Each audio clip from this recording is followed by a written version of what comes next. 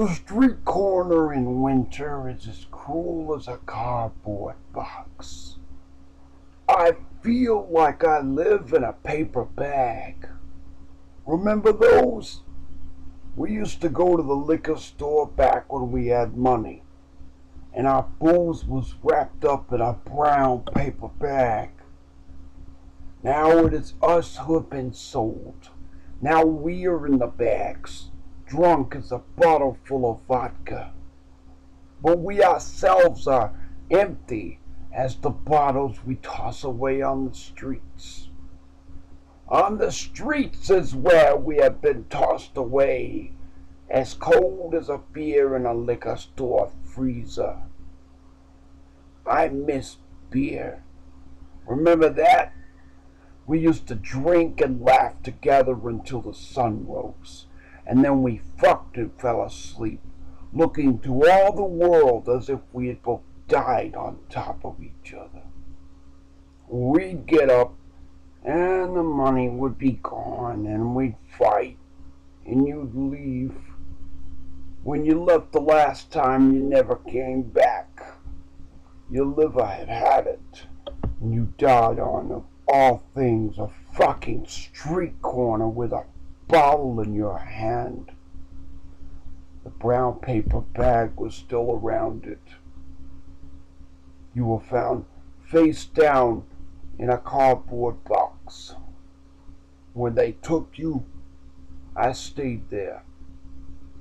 I've been begging here and sleeping here and crying here and dying here ever since. In the summer, I'd grab my busted up Gibson acoustic and play, even though 2 strings were missing. And people would toss change at me as I played, not even trying to aim for the goddamn can. Nickels and dimes tossed in my face like the shrapnel of an exploded economy. And then they started calling me Nickel and Dime. That became my nickname. When I woke up one fall morning, someone had stolen my guitar. I was devastated. Later, I found it in pieces in a back alley. I cried and cried.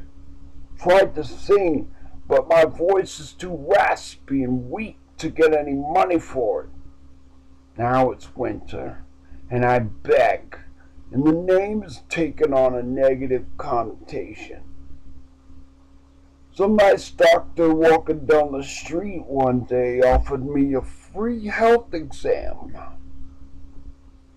He took me to his office, which was so warm and clean and bright. I thought I had died and went to heaven. As it turns out, I may be going there sooner than I want to. It wasn't good. Cirrhosis of the liver, just like her, and it was eating it alive. Plus my bones were suffering extreme atrophy, and my foot may have to be amputated from frostbite. It just seems it would be easier to die and join her again. Going back into the cold, into the box, knowing what I know now, just seems like a death sentence. The doctor gave me $50 though, on a promise that I don't waste it on booze or drunks. I promised him. Looking up, I realized that I could barely make out his facial features. My eyes were so bad. He said his name was Dr.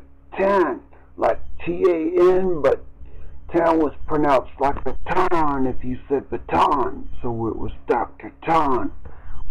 I asked his first name and he said it was Samari. He didn't look too ethnic, but who am I to question names? I told him he was a good man, a good doctor. Back at my box, I slept better than I had in a year, it seemed. He gave me some vitamins to take, 2 a day for a month. I hid them in my pillowcase so no one would steal them. A month later, I walked all the way to the hospital he worked at. Those vitamins were already making me feel better. I couldn't quite make out the directory. My eyes were still bad, so I asked the nurse where Dr. Tan's office was. She said second floor and pointed me to an elevator. On the second floor, I found his office and sat in the waiting room. The nurse there said that I needed an appointment and asked if I had insurance. I said no and that I was a personal friend of Dr. Tan. The nurse sighed and said, "Okay, wait here." She buzzed Dr. Tan. An Oriental female doctor came over to my seat and said, "Do I know you?" I said, "No, I'm looking for Dr. Tan." "Yes, I am Dr. Lee Tan." I said, "Oh, I'm looking for a male Dr. Tan, first name Samari." She looked confused and said, "I'm the only Dr. Tan here. I've never even heard of a Dr. Samari Tan." After a while of checking and double-checking, it was confirmed that Dr. Samari Tan didn't work there. They had never heard of him either. I walked out, confused. On the street outside, I heard a guy say, "Hey, aren't you nickel and dime?" I say, "Yeah, so what?" He goes, "Some guy who looks like a doctor said to wait outside this hospital and give you this." He hands me something wrapped in brown paper, and on it was some writing. "Glad you stopped drinking. I'm proud of you. Here is something in a brown paper bag that is much more useful and meaningful than beer. Stay healthy, Robert. You are no longer nickel and dime. You are Robert again, and that is a good change. Be well. Check in with that hospital every month. Ask for Dr. Joy Adams, and she'll help you out. She works pro bono. I'll be keeping an eye on you, too. With love, your friend, Dr. Samari Tan. P.S. There's $2,000 cash in the sound hole of the guitar. You know my conditions." It was my own guitar, but how is that even possible? This is a miracle. Free health care, money, my guitar. I can start over. As I looked back at the letter, I realized the miracle was right in front of my eyes the whole time. Dr. Samari Tan, the good doctor, the good Samaritan, the good Dr. Samari Tan. Today I have all my needs met.